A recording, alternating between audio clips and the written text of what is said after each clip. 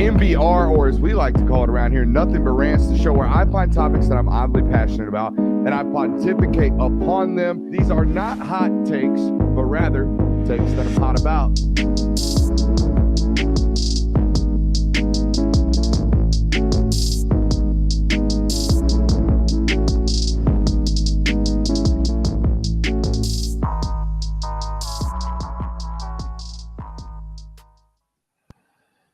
Ooh, boy, oh boy, ladies and gentlemen, did we witness a death of a segment tonight? Boy, I never won. I'm not wrong, this wrong very often. This is like blatantly wrong. This is loud wrong. This is hang up the segment forever wrong. Boy, y'all watched the combine today. That boy Nolan Smith ran 4.44. Unofficially, they came back 4.39. We'll talk about how fast all these guys are running in Indianapolis here in a minute. Make some excuses for how loud wrong we were, but dear Lord, we projected him like high 4.6s, like low 4.7s. Here's why: never won with like elite speed rush. Okay, the last guy that I could see playing edge rusher at Georgia that I was like, yeah, that dude's might run sub 4.4. Adam Anderson. That tape, that flash, that lightning on tape. I very rarely ever saw those types of flash plays from Nolan Smith. The plays that I remember from Nolan are like very instinctual plays, or damn, he read that guy's step way faster than anybody else on the football field, or he turned and spilled excellently on that play right there, or that's an incredible effort play chasing down. Like those were the plays that I remember about Nolan Smith, not like, dude, 4.39 at 240, by the way, he's like 237 pounds. He put on a tremendous amount of weight since he got hurt. I went back, I tweeted today, that is a turn the tape back on type of combine from both those guys, him and Bobby. I mean, we'll get to Robert Beal here in a second. That blew my mind on him because there is hardly any of that on tape. 4.49 at 6'4" and a quarter at like 240. Stop. That's silly. That's nowhere on tape. That's so much of like, wow, there's so much good football left on Robert Beal's career that he ain't even touched it yet. Because obviously God gave him something and he's built something physically that is first round caliber, but there's none of that on tape yet, which means he's still learning how to play football. That's insane. But back to Nolan. I just wrong, loud wrong, so bad wrong, so wrong that we might again torch the entire segment forever. Welcome in today on a Thursday channel, or a Thursday version of MBR and Q&A. Going to be a lot more informal tonight. We're going to be hanging out. I don't even have show notes. I got show like scribbles from the combine. I watched it today as it was live. Didn't want to come in with any preconceived notions. Just wanted to get after it. Let's talk about Bobby though, just for a second, while we're talking about how loud wrong Brooks was. Dude, the tape from Robert Beal is so tall, so stiff. Like I never in a million years thought he had the athleticism in his body to roll 4.49. So that kudos to that man. So here's what it's telling me about Robert Beal. Robert Beal, and when I said his best football is ahead of him, is because this football players need 10,000 hours. They need reps after reps after reps, game reps, live, twitched up, whistle blows, live bullet type reps before their body and like their mind starts recognizing what's in front of them. It's why you see, like, you hear coaches talk about, hey, I want you out there and I don't want you thinking, I want you playing. When you're thinking, you are slow. When you are just being a football player, you're really fast. I don't think Robert Beal's ever been able to be a football player. Not a 4.49 football player. That's stupid. Okay.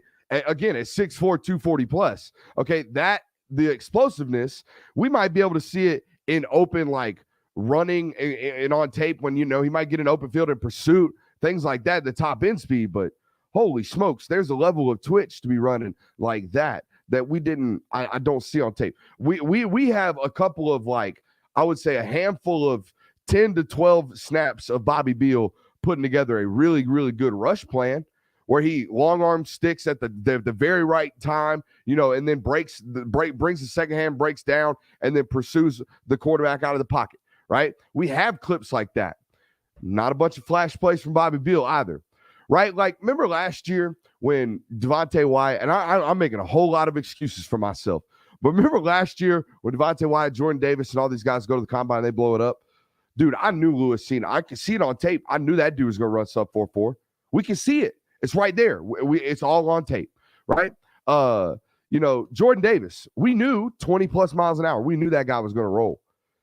4.71, or 4.78, I think is what he officialed.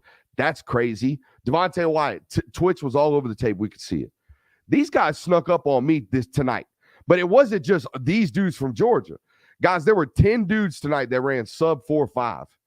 That's double the amount of linebackers and defensive linemen that ran sub 4.5 just a year ago. And last year, I'm pretty sure they broke the record for the number of sub 4.5 guys. So these bodies are coming every single year. They are just getting faster and faster and faster and faster, except for one place. Now, Will Anderson did his thing. But guys, I was doing some research today. And I'm gonna have to pull it up again because we're gonna rattle these off. You know who's not necessarily testing incredibly well? It's Alabama. And not just not testing well. I'm talking about completely opting out of testing. I went to just last year's, right? Just going to last year's. They had a really good football team last year, right? National championship, had a first-round draft pick at offensive tackle last year as well. And some good corners and some good wide receivers. We will take the wide receivers out of the discussion because they were hurt, right? Jameson Williams and John Mechie were not available for the NFL Combine, so we will take them out. But listen to this, okay? LeBrian Ray opted out of the 40. Evan Neal opted out of the 40. Fedarian Mathis, the defensive tackle, opted out of the 40. Joshua Jobe, the corner, opted out of the 40. Christopher Allen, the edge, opted out of the 40. That's 5 guys of the 10 that they sent to the NFL Combine opting out of the 40. Okay, one corner, Jalen Armour Davis, he ran the 40 last year. The 4th-round draft pick to the Baltimore Ravens, he ran 4.39. It's a decent, it's a really solid 40, right? Really, really good. Slade Bolden, the receiver that was undrafted, he ran 4.66. He had to do everything at the NFL Combine. He had to go fast. Not that fast, okay? Christian Harris, the linebacker, really, really good football player. He ran 4.66 or 4.44 was the 3rd-round draft pick, all right? And then Brian Robinson, the running back, 4.53. Okay, all solid times, no jaw-dropping times, okay? And did you see the guys today? The guys today, the defensive linemen, DJ Dale and Byron Young, stiff as a board. Go back and watch them. I don't even know what the 40s times were. I don't really care. Watching them run on the field, the knee drive was almost non-existent. A couple of them fell out. I'm just saying the bodies, not just to harp on how good Georgia looked tonight, and we'll talk a little bit more about it as the combine goes on. But hey, man, something's going on when you got 5 guys opting out of the 40. Now, I get if you're a first-round draft pick. I get if you're Jalen Carter and you are going to opt out of the 40. I understand that. But, LeBrian Ray last year, defensive tackle opting out of the 40. Fedarian Mathis, the defensive tackle, was just saying, nah, coach, I'm not going to run because I know I'm going to run slow. You know what that is? That's a sign, especially when you look at the other elite programs like Brian Brzee today. Brian Brzee looked incredible to me. He is in the list of guys to me that did not match the tape. Bobby Beal did not match the tape. We got to go back and look. Brian Brzee, that body is testing at almost 6'6", 305 pounds. The field drills looked incredible until he stopped going today. So I got to go back and look at Brzee because that looks stiff and uptight on film. He plays extremely high on film when you watch him. So yeah, we're gonna have to go back and watch that one as well. Some guys that match the tape based off their performances. Derek Hall, if you've been watching this channel, big Derek Hall fan right here, number 29 from Auburn. Holy smokes, that dude plays hard. He's been playing in the SEC for a long time. Kudos to Derek Hall, good football player. And looked at today, he measured a lot better than I thought he would. Just a hair under 6'3", 254 pounds there from him. So shouts out there. So, and another guy that I thought stood out, but imagine what it would be. I'm just saying, we can compare. Now we have a sample size. This guy entered a program at Florida the same time some of these guys entered the program at Georgia with very similar rankings. Gervon Dexter looked great today. The field drills looked incredible, but he ran 4.93 unofficially, right? He ran 4.93. I think the NFL Combine world would be talking about Jermon Dexter right now if he was 6'6", 303 pounds, and ran 4.72 or ran 4.75. And I'm not saying that's what it would be if he went to Georgia, but he was highly recruited by Georgia, and I ain't seen a damn one of these guys come out of Georgia in 3 or 4 years now that's out here running slow or not running incredibly fast. Hell, Ben Cleveland ran 4.8 at their pro day a couple years back. So like, I'm just saying, I'm not saying flags are up. I'm saying look over here what's going on at Athens and figure out something with the player development and just the speed overall. Every single one of these guys is flying. Tweet about it today. Scott Sinclair deserves his flowers. I know he gets plenty. I know you guys love him. I know y'all talk about him all the time, and you should give him his kudos. But yeah, holy smokes, is that guy doing his job well? I want to appreciate you guys for being in here for the third, count it, 3 shows this week here on the platform. Backstreet Street Boys will have an episode for you to release tomorrow.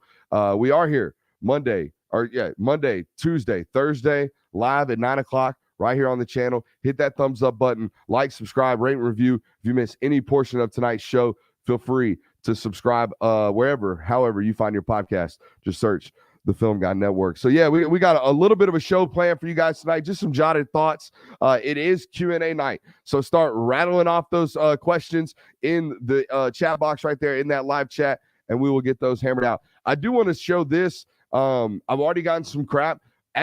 Y'all go first of all, if you're watching right now, make sure when you get done tonight, follow Marvin Jones Jr. on all social medias for this video. One of a bunch of videos that came out of this room here. But holy smokes, what an environment at the University of Georgia. What a team, right? When we talk about what it means to be a team, I think it means a lot of camaraderie. I think it means spending a lot of time together. I played on really bad football teams in college, and I'll tell you what really bad teams look like. Really bad teams don't hang out. Really bad teams don't care for one another. Really bad teams don't root for everyone to succeed. Really bad teams don't hang out offense and defense. Really bad teams don't have lifelong friendships across the lines of scrimmage, right? Really good teams have all of those. Really good teams have all of those. Georgia is a really, really good football team, and this is an example of it. Come on, folks! Come on! Let go, folks! You straight? Come on, you're right, man. 4-3. Let's go! Let's go! Let's go!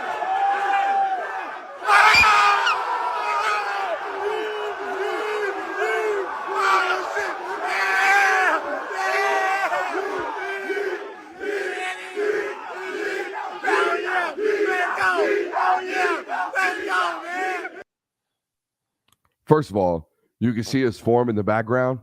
Dude was like the definition of a perfect technique on a 40. Second of all, the yeet. They constantly do that. They do that every time someone gets an MVP trophy. They've been doing that since George Pickens' freshman year. I remember him getting his Sugar Bowl MVP and everybody doing the yeet thing. So I don't know where the yeet comes from. We'll have to get one of these guys that's graduated on the show eventually. We're efforting to get some of these guys on that have already, finished up their career at Georgia. But obviously they've been busy making a damn lot of money. So we'll stop bothering. I don't know what the heck I tried to say right there. We'll stop bothering those guys when they get done with this kind of formal interview process and they got some time to breathe. We'll try to ask them about all these things. I can't wait to try to talk to Nolan about that, because here's the thing, man. I tweeted about it. You don't just wake up one day and find out you run sub 4.4 in the 40. You don't just wake up one day and find out that you're a almost 42-inch jumper. Like, that's wild. So what does that mean? That means Nolan Smith has known he would just absolutely blow away a combine for a long time now. That means last year, no matter what his NFL draft evaluation was based off the tape, because guys, I'm here to tell you, the tape hadn't changed.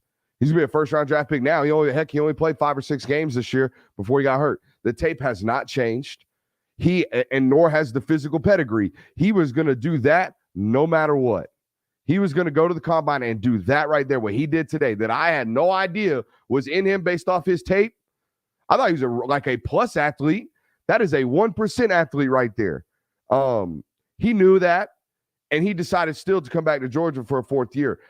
Y'all, that right there, you got to find out why, because that's the sauce. That's the secret stuff. Now, he didn't get to play. He didn't get to impact the second national title towards the back end of the year. Obviously, as like a coach and an inspirational kind of leader and a mentor type of a deal as an injured guy. But holy smokes, man, for that guy to know he was going to do that, again, no matter what, that was in him. He knew that. You don't just walk around as a 4.4 runner and not know that. Just dummies like me can't see it. Holy smokes, man. I can't express to you how much we're going to absolutely torch that segment. Unless we go like, I don't know, 10 for 10 the rest of the week. Who knows? Might catch a heater. What else we got here on this list? The David Stills kid from West Virginia, the defensive lineman, another one of these tape matching the field drills and the testing. That dude, I remember turning on tape again for Tyke Smith a couple years ago when he transferred in from West Virginia. And I was just watching, and we're talking about flashing left to right. Big number 55. He's like 6'6", big long arms. That dude's going places. I don't know where. I don't know what round, but that dude's going somewhere. Jervon Dexter was the guy that popped off the tape the entire time. We already talked about our boy Derek Hall. Loved Arizona State's defensive tackle. Not to just give you hot takes here, not to give you NFL draft tips, but I was all over that. Was not overly, like I said, impressed with the two Bama defensive tackles, and I haven't been since probably Quinnen came out. Probably have not been impressed with a Alabama defensive tackle testing wise and tape wise since Quinnen came out. I could be wrong. I could be missing one guy, two guys, but here we are in that same time span, and there's like 7 Georgia defensive tackles that we've been talking about at defensive linemen. So yeah, there's that. Yeah. Y'all want to start rounding off Q&A? We only have like 18. I told you, super informal. Only had a couple of notes. Let's talk about previewing tomorrow, right? More defensive guys running tomorrow. Chris and Keeley will be on the field tomorrow. I expect Chris, man, I don't know. That I'm not saying Indy's turf is fast, but Indy's turf's got to be fast, right? Holy smokes. It looked like a true 4.39. He was moving. But if Nolan Smith's running 4.39, Keely Ringo might run like 4.22 tomorrow, 4.21, 4.25. I think we predicted him at like 4.29. So yeah, shave almost a full tenth of a second off of what we predicted for him. And I'm telling you, if it remains that fast and Chris Smith can run sub 4.5, guys, that's like almost $1 million worth of a 40 in terms of difference and signing bonus, because Chris is going to get a lot of questions, marks, doubts about his physical capabilities, about how big he is, right? And if he's big and if he's one of the smaller and happens to be one of the slower safeties in this class, it's not going to be ideal despite how great the tape is. The tape is first round caliber, but he's 5'10" and a half. And he's not all that. It depends on what he runs, right? I think, like we said the other night, he's got to weigh heavy and run fast. Keely's just kind of got to show up and run that 40. I hope Keely works out too. I would imagine he does. He's got some ground to make up. Since I've noticed the NFL mock draft season kind of continue, I've noticed Keely kind of slide. He was originally in that like bottom 18 down, that bottom third of that first round discussion. Now I'm starting to see his name a lot less often in first round NFL mock drafts versus what it was seemingly like a lock. So he's got some ground to make up in this first round discussion. He's going to run really well tomorrow night, you would imagine. So that's good news there. So there we go. Let's start getting in some of these questions. Here we go. Can we talk about Nolan's 10-yard split? I think he ran 1.52. Which at his size and weight and position, if it's official, I haven't gotten the official times. That was unofficial. But if it holds, It is the fastest at his size and weight and position in NFL Combine history. He's the fastest defensive lineman since somebody in 2002 ran 4.38. So yeah, he broke all kinds of set, tied all kinds of records. My boy Marion Campbell always giving shouts out to Gramco in the comments. Good for him. Let's see here. Guys, start rattling them up. Cody, I mean, I love that we are, and I know Cody just gets in everywhere, but I love that Cody is obviously like a Bama fan that enjoys Georgia content.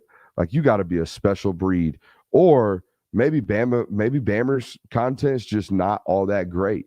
Maybe that's why you're over here in this Georgia space all the time. I know we got some killers over here. I don't want to talk bad about the Alabama space, but I know we got some killers over here. So if you're constantly in BA's chat over there on Dog Nation, and if you're constantly in my chat over here, so says my people, then yeah, we must got some banging content that them Bammers can't keep up with, because Lord knows I see you in here all the time, and I know I put out a lot of content. So either you got way too much time on your hands, or you're selectively choosing to watch this dog content. And hey, brother, I ain't mad at you.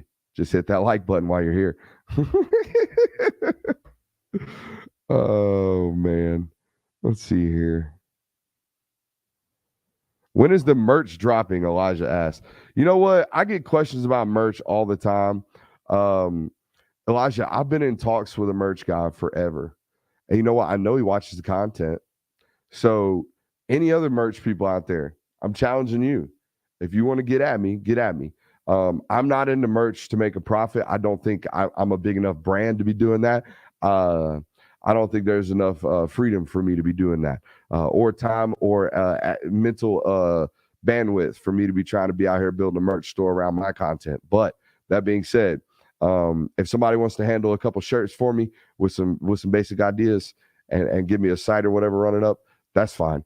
But yeah, one guy's been telling me he's going to plan it forever, and ain't heard from him. Yeah, ain't heard from him. So yeah, it'd be like that. But the merch gonna be here eventually. So Cody Ledoux doing that thing in the mentions where he's arguing Bama players versus Georgia players. Hey, Will Anderson is going to get drafted higher than Nolan Smith. That's fine. Nolan Smith stole a bunch of money tonight running at 40. Speaking of turf being fast, what are we thinking for Darnell now? There's been rumors that he's going to run 4.6-ish. I know where that's coming from. That I don't. Here's the thing about 40s. You can't hype them.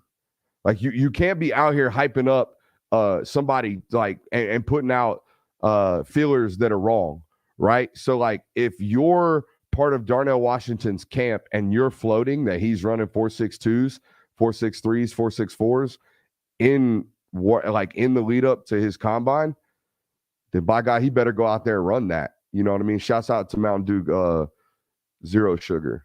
I've been pounding these. Pounding's a bit much. So it's number 2 of the day, but damn, are they good?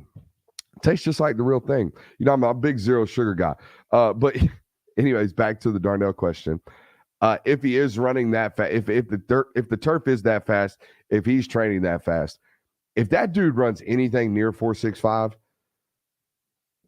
I don't know. I don't even know what I'm going to think anymore. I don't know how to think anymore. I don't even know how to evaluate football players anymore at that point. I don't know what we do with that position. You know, I don't know what we do with him. I will just be lost for words, because here's the thing. When you watch him, the top end speed tells me he could run that.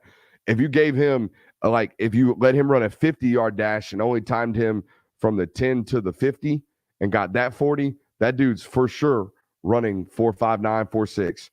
But that machine takes forever to get, not forever. It takes a minute to get rolling because he's 6'8". Like, he's a big dude. He's big, he's long. You get him in that tight stance, and it takes him a little bit to get him churning. But once they get churning, dude, he is a machine. He is a freight train. You've seen it in open field during his time at Georgia. I find it hard to believe he's going to get up and going that fast. That's why we predicted him around the 4.72 range.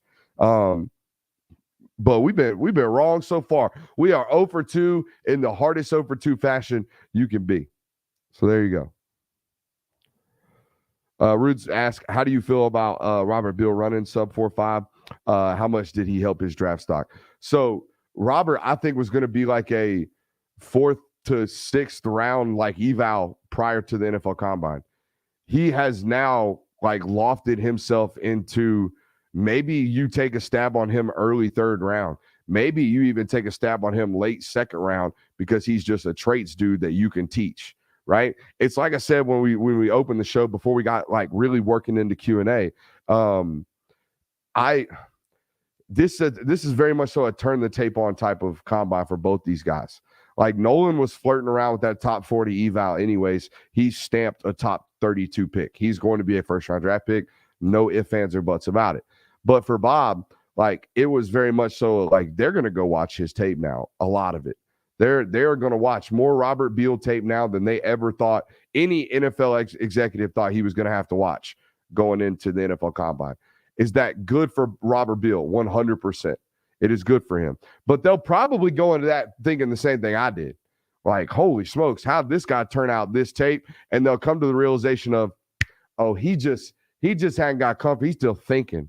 He's still thinking before he's playing football. And as like we were saying earlier, as you clean out that thought process, as you clean out that those not necessarily cobwebs, but kind of those hesitations in terms of what am I doing, where am I supposed to be, and just like see ball, find ball, you'd be a lot better football player. And maybe that God-given athleticism that he's displayed or earned during his time at Georgia will come to bear or come to fruit. But man, they recruit. I know they recruit well. But, dude, I mean, all these guys are running, like, extremely fast. It's not just them. Like, Alabama recruits extremely well.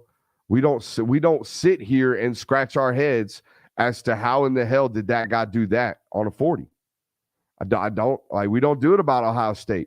We haven't done it about Ohio State defensive linemen since Bosa, and all we did with Bosa was look at his 10 split, and his 10 split was like 1.6 flat. Friggin' Nolan Smith today was 1.52. These other schools are not testing like this. They're not. So, and this isn't even like, hey, Georgia guy doing the Georgia thing. This is verifiable data. This is right here in front of us 2 years in a row. Going to probably be a 3rd next year with all the guys that they're going to put in the league as well. So I don't know what they're doing. I don't know what's in the water. The only thing I can think of is that I know for a fact, and we've talked about it on this channel a ton, I know for a fact that the University of Georgia runs their football players more than any other program that I talk to. I know that. And not just like, hey, boys, go run some 110s.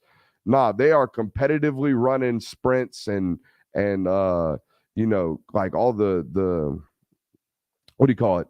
County fair drills that like you did in high school, but they do them like year round. They run like 3 or 4 days a week during the off season. They run during the season too. The stadium steps, all that good stuff like that you hear about, but it's obviously the way that they train as well and how they're lifting. If you listen to anything or watch any of those videos that they did when they opened their new facility, a lot of it was like metrics tied into the bar to find out how fast football players are moving the weight, not how much weight they are moving. That will come, but how fast we are moving the weight, right? And how efficiently we are moving the weight. I talked to Rylan Godey and Tay Ratledge on their podcast. One of the things I asked them was, hey, are they emphasizing, like, for example, like on power clean, are y'all emphasizing full catch the bar, squat it all the way down, ass to ankles, come back up like perfect clean form? And if players do not have that, do y'all build them ground up? Do y'all start them over? All these questions. And the answer was, well, we really don't do a ton of full cleans anymore. We do a lot more of hang cleans, and it's a lot more about pulling the weight fast. It's not about how much weight we are pulling. It's about pulling the weight fast. And so like all these things start to make sense. They start to culminate. The way the sport is moving starts to make sense. But to answer your question about Bobby, again, these combine types of performances are now we got to go watch 12 hours of Robert Beal tape and decide whether or not we're going to make a late 2nd round pick on a guy that clearly has the God-given traits to be a 1% pass rusher, just has not had the opportunity to put that together. Now, he had 6.5 sacks in 2021, and then this year he was the backup Jack and was the starting Sam and played a good bit, right? And I can't remember the exact statistical production, but I've watched a ton of Georgia football. You have too. When was the last time you saw 33 on the field and be like, yep, that dude's getting home. That dude's getting home on a rush right now, 3rd and 8. He's going to speed rush the shit out of that tackle and get home. That's not it. That hadn't been it. So this is very much so now he's on our board at a much higher rate, and we got to figure out how to unlock what he is testing at, because he's not quite playing at that. I'm gonna scratch my head so much about the Nolan Smith thing. We're gonna have to figure that one out. All right. Hey, Brooks, think there's any chance we start mixing up coverages and disguising things a bit more? Actually, Jesse, I think odds are you would do less of that this year than you did last year because you do not have Chris Smith. Now, Malachi Starks is a really smart human being. Do not get me wrong. So if they want to continue to mix and match, that's fine. Javon Ballard will now be in his 2nd year starting. And the interesting thing about him and Malachi now being 2nd year starters together, you might be able to be a little bit more complex with those guys. You might be able to disguise things a little bit more. You might be able to get a little bit more exotic in how you do things. But in terms of like, are they going to all of a sudden go back to the way that they were playing defense under Richard LeCount and J.R. Reed back in the back end? Absolutely not. Because they had Monty Rice right in front of them too and Tay Crowder. So like, as good as the Georgia defenses have been over the last couple of years, they have been far more wow athletic than wow schematic. Does that make sense? In fact, we told you guys, and I don't mind bringing this to light now. We told you guys on Patreon a couple years ago, or not a couple years ago, in 2021, that when Will Muschamp first got there, and if you want to read things like these or this, year round, patreon.com/Brooks Austin. But we told you guys over there that one of the first things Will Muschamp did when he got to Georgia was say hey, Kirby, you work really, really, really, really, really hard on the recruiting trail, making sure that you have the best football players college football can have. Like, you have the best roster in the entire sport. Your defense is loaded top to bottom with 5 stars. Why does your playbook need to be 37 daggum pages deep? Why does your playbook need to come in a 3-inch binder? Who do you need to confuse? Line up and play football. And in 2021, them boys lined up and played football at a higher rate than anybody in college football. And in 2022, they lined up and played football again. So, like, I this year they might have to do a little bit more exotic things because maybe, I don't think they're any less talented. They're going to have a bunch of guys go in the first round this year, and they'll come back next year. And, the linebacking core is just as talented. Bear Alexander is not quite Jalen Carter yet, but who knows, right? We didn't think Jalen Carter – I mean, we knew Jalen Carter was special, but we obviously think Bear Alexander is special at this point in his career, right? There are a litany guys at the edge rusher position that could all of a sudden become elite and talented. So, man, it doesn't happen overnight, but it's certainly happening now in Athens. We got some guys questioning about, let's see here. Could you imagine what Arian Smith would run if he got a combine invite? He will get a combine invite next year for this very reason. People will want to know how fast he is if he declares. And he'll probably go up there and run something very similar to what Keely's going to run tomorrow. Once you get into that, mid 4.2 range, that 4.25 range, you can only get so much faster. You know what I mean? Is Arian Smith like a 4.18 runner? God, I don't know. One of these days we're going to see somebody do it, right? I think the NFL combine record is 4.21, something along those lines. One of these days we will see someone break that 4.2 range, 4.20 range. Is it going to be Arian Smith? I don't know. I know Arian Smith was a 10.18 100-meter runner last he ran it at the University of Georgia. So if you're out here running 10.18, yeah, you should be a 4.2 flat, 4.22, 4.23 type of NFL combine 40 runner. And in Indianapolis, you might run 4.18. That turf has to be something 2% decline. They 39 and a quarter yards. I don't know. That sucker is so fast that maybe they are getting faster. Maybe players are. And you know what? I shouldn't doubt it. I say it every year. They're getting bigger, taller, faster. We're out here on the trail all the time. We see them bigger, taller, faster. Wide receivers getting bigger. Quarterbacks getting bigger. Defensive linemen getting faster. I mean, every year, bigger, taller, faster. So I guess I got to stop being so daggum surprised by it. What's the 40 time for Stetson on that fast turf? We projected him at 4.52, 4.55-ish. He going to run 4.48. He going to do something like that. He's going to run 4.45, 4.47, something like that. He is twitchy. That first 5 yards from Stetson tomorrow or Saturday, whenever he runs, is going to look really, really well. I hope he throws. Let's see. Bennett, who are the first-round quarterbacks that are throwing? I think only Levis, or no, it's Stroud and Richardson, right? Those are the two guys that are throwing, and he's Bennett. So let me look up the quarterbacks list that's there. Hold on, give me a second.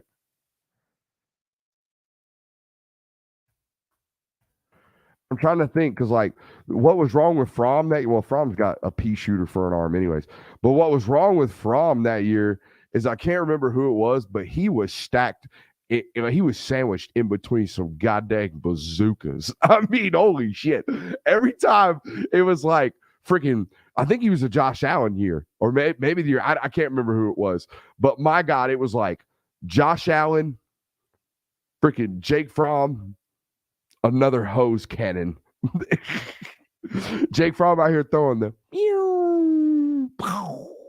and these dudes throwing that. All right, so Bennett's not going to have this problem because he's not going to be around anybody that's like that. Some guy named Tyson Bagent from Shepherd. I didn't even know Shepherd was playing football. I thought they was still raising sheep. And then it's Stetson and Malik Cunningham, the kid from Louisville, who's very, very athletic. So those guys are going to run similar 40s right behind each other. And then Max Duggan. So believe it or not, in that four, and Bryce isn't throwing, Clayton Tune from Houston on the back end, and I've seen Dorian Thompson-Robinson throw. I've even seen CJ Stroud throw. Anthony Richardson's going to wipe the floor with all these dudes. It's going to be wow zone the whole entire time. But Stetson's got an opportunity to go out tomorrow or Saturday and have that ball look like it's coming out of it, like pop, like really, really, really jump, and for people to say, wow. Okay, you'll also have to listen to all of the talk about, Dallas and all that good stuff. Some expert reporting being done around that as well. Have a new prediction on Bobby Beal's draft grade. I'm gonna say like early third round now. I think people are gonna take a stab on him now. Let's see here. No question here from Rain's Plant. No question mark, rather. We're still going to hit it. With Kenny gone, could we see a package with Bowers as a running back to help fill that void and keep an 11 personnel with Delp?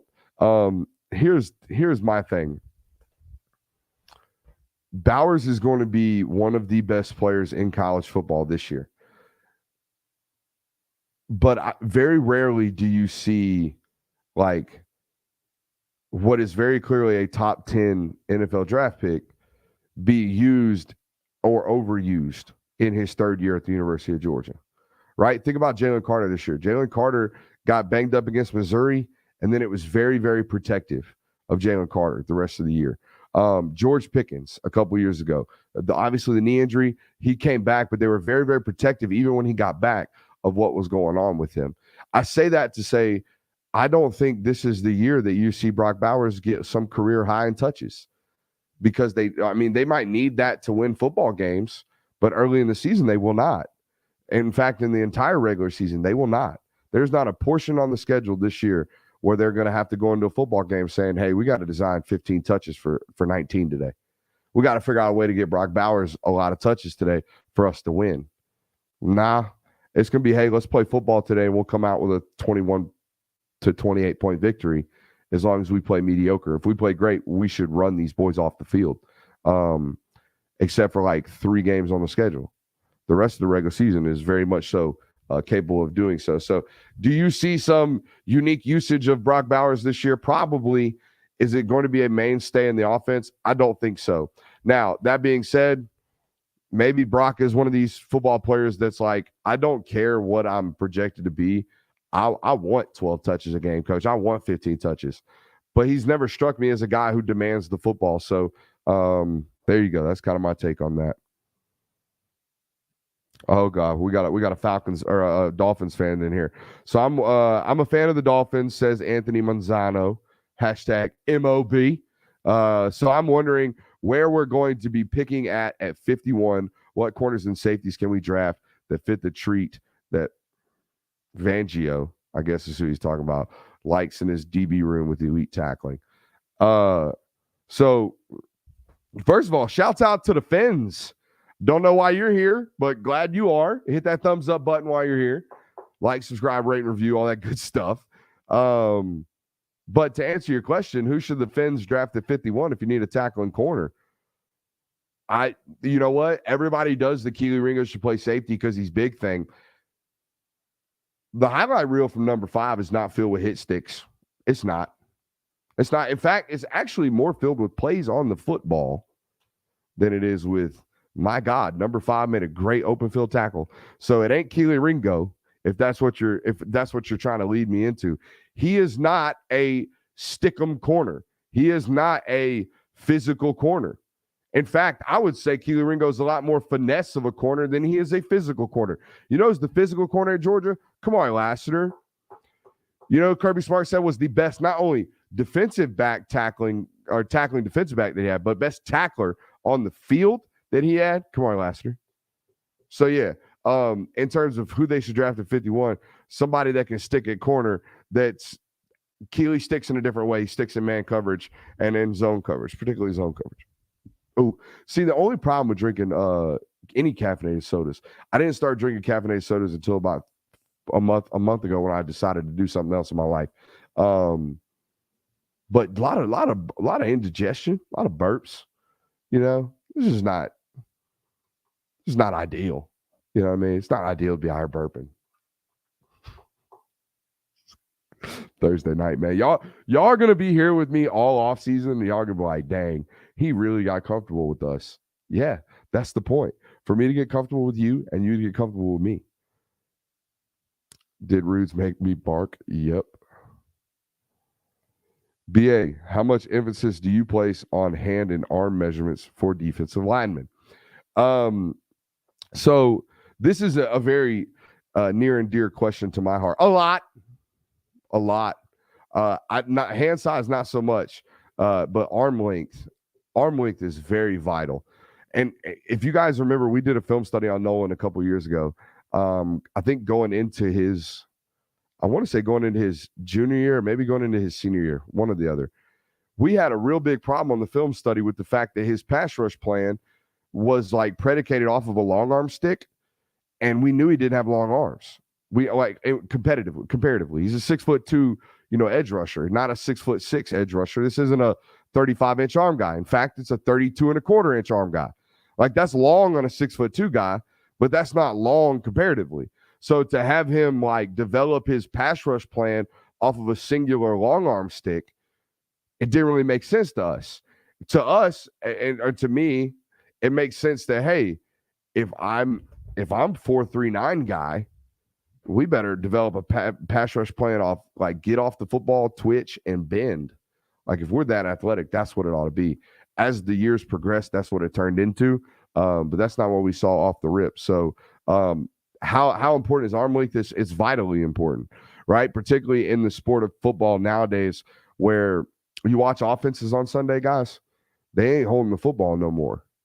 They are not sitting there, pat, get the ball out. It is like 1 Mississippi, 2 Mississippi. It better be coming out of your hands right now. The time to release has slowly declined in professional football, as it has like rapidly declined in college football. All the pace and space offenses are working somewhat their way into professional football, which means passing concepts are becoming shorter and closer to the line of scrimmage, and reads are being processed much faster because these defensive ends and defensive pass rushers have started running all these damn fast times. So, in conclusion, as the defensive linemen get faster, the ball has to get thrown out of our hands much quicker, which means defensive linemen's arm length now has to get longer so they can cloud passing lanes. Football evolution. In this game magical? In this game magical, and all these changes, they're very, very sudden. They happen very quickly. Like just in the time that even Nolan Smith was the number one player in America. Guys, Nolan Smith's going to be a first-round draft pick. But I don't know if Nolan Smith today, like if he were a high school athlete right now, if he would still be the number one player in America, because he's only 6'2 and a quarter. Go look at the edge rushing rankings right now on 24/7 or whatever, service you look at. Most of those dudes are really, really big and long in high school football nowadays that are getting these high ranks. They're all 6'4 plus, right? Well, look at the guys that Georgia's recruited the last 2 years. They're all 6'4 plus. The shortest guy on that roster right now that was recruited in the last 2 cycles is CJ Madden. And he's like 6'4 and a quarter, right? Oh, excuse me, Sam Mpemba. Sam Mpemba, 6'3 and a quarter, 248 pounds with 33 and an eighth inch arms was what he measured in at Georgia per sources. So plenty big, a little bit bigger than Nolan. But yeah, I don't know if those are going to continue to happen because the sport just in that time, just in that 4 years since Nolan was the number one player in America to now, the sport has evolved to where precedence has gone back to more length. Okay, it has gone back to more Will Anderson types than it has Nolan Smith types. There's nothing wrong with that. I thought Nolan was going to be a lock for the first round anyways prior to what he did today because of what we talked about the other night. The fact that in professional football, there are so many teams that feel like they are very, very close. They are one football play away. They are one player away. They are one, difference maker away. And he's one of those. Let's see. What are your thoughts on Coach Prime's comments about recruiting? I get what he was saying. I think it was really overblown. So for those of you who haven't heard it, wasn't prepared to answer this one. This will be interesting waters for me to wade into. Not afraid of them by any means, but that's Colorado Bear. Check that out. Shouts out. Got family from Colorado. Anyways, stop dodging the topic, Brooks, and talk about it. If you haven't heard, Coach Prime was on the Rich Eisen show, and he basically said that when he's recruiting quarterbacks, he's looking for 3.5 GPAs, good decision makers. And the comment that stood out was that he's looking for dual parent homes. Okay. And then flips over to the defensive side of the football and says, when he's talking about defense alignment, it's totally different. And Rich Eisen says, what do you mean by that? And he said, single mama. And like all of a sudden the producers, which was the awkward part for me, producers started laughing, like cackling, like really, really loud. Single mama said he wants the fridge empty, basically wants them to be struggling and doesn't really care about the GPA, all these things, right? Deion Sanders is not saying anything that other coaches haven't said to me on phone calls. They have not. I mean, I'm not saying that there's this is common knowledge or common thought process, but there's a lot of people that make decisions around the world of college football that know this, that not necessarily like prioritize these things, but it's in common, right? There are a lot of offensive and defensive linemen that come from bad areas, just like there are a lot of wide receivers and defensive backs that come from bad areas. There are quarterbacks that come from bad areas, but most of the quarterbacks that I cover, most of the quarterbacks that we talk about right here, guys, they've been with a quarterback trainer that costs $100 an hour since they were in like 6th grade. Julian Lewis has been training with Quincy Avery since he was like 7 years old, with Ron Veal since he was like 8 years old. That costs money. All the camps that they go to, that costs money. All the Elite 11 stuff, that's not free until you make the finals. You see what I'm saying? Like, I don't know. I don't know how I feel about them. I didn't think any less or any more of Deion Sanders. I don't make those comments. I don't make those decisions. That's not for me to judge. But I understand the blowback on it. Sometimes, like we were saying with the McShay thing a while back, you just have to be careful with the way in which you say things. And the soundbite on that was like real tough The soundbite was real awkward. The video provided a little bit more, kind of context, but I don't know. Made me feel a little bit uncomfortable. But again, it's not what he said about, single parent homes on the defensive side of the football. I have heard other people say that. Yes, 100%. Have they been Deion Sanders? No. So when he says things, a lot more people start paying attention. Let's see here. Again, guys, make sure you're hitting that question mark so we can get these. We're already 50 minutes in, so we might not be here much longer. We're going to talk about the guy who, I don't know if y'all heard, but Brenton Cox got dismissed from Florida. We're going to talk about him in a second. Levathian. I think I got that right. Levathian. His name is in the Discord as the phonetical pronunciation of his name. Is that a redundancy? Phonetical pronunciation? He's in the Discord. So I know he's there, and his name is, like I said, and I'm still jacking it. So based on his speed and improvement as a wide receiver, can Arian Smith have a Hyatt-type breakout year next year? First of all, Hyatt's getting dinged bad right now because he's too small and he has no signs of a developed route tree because they run a very simplistic system at Tennessee. A lot of inward breaking routes, no double moves. The only double moves really hitches and goes, but it's a lot of streakers, a lot of skinny posts, a lot of square ends, a lot of comebacks, a lot of stops, right? Not a lot of refined route running that is required to get open and create space in professional football. On top of that, they are very questionative of the frame. So here's what I'll tell you.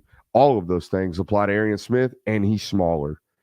I don't know what kind of route tree Arian Smith has.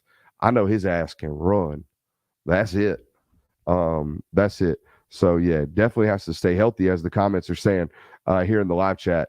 But, yeah, all that. Couple of things before we wrap up tonight. Late night COD session. Hit me up. Okay. I'm Film Guy Fugs, 2Gs. I'm thinking 2Gs, 2Ys. Anyways, you can find me. Find me on Twitter, whatever. Hey, we're going to play some COD tonight. We're going to hang out with some folks after we get our fat butt in the gym for a little while. So if you want a late night COD session, holla at your boy. Hit that thumbs up button on your way out. We'll be back on Monday. Going to try to knock out some interviews with some football players coming up, okay? Got some big names that I'm trying to get on the platform. So, yeah, hope you guys are locked in with us the rest of the offseason here on Monday, Tuesdays, and Thursdays, showing that love because you know I got it for you. Love you. See you.